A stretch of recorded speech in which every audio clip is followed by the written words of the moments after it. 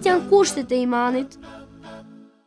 Kushtet e besimit janë besimi në Allahun, në melajket, në librat e shenjtë, në të dërguarit e Allahut, në ditën e gjykimit dhe besimi në caktimin e Allahut.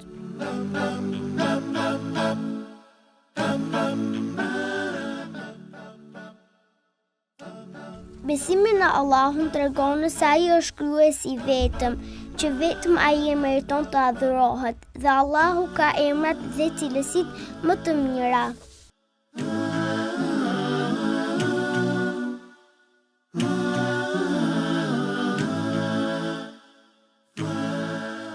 Çfarë nënkupton besimi në melajket? Melajket janë krijesa të Allahut të krijuar nga drita. Ata kryejnë detyra të përcaktuara nga Allahu dhe asnjëherë nuk e kundërshtojnë.